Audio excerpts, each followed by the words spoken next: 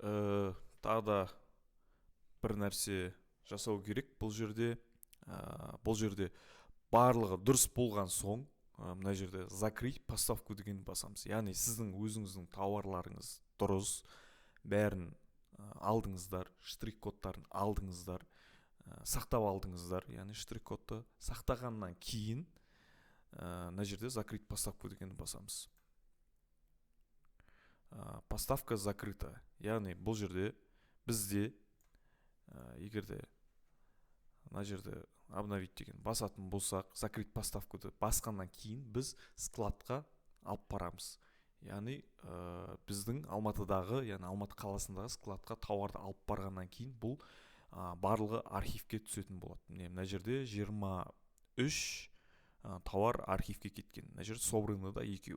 Яғни осыдан кейін архивке кеткеннен кейін бұл жерде енді барлығы дұрыс деген сөз.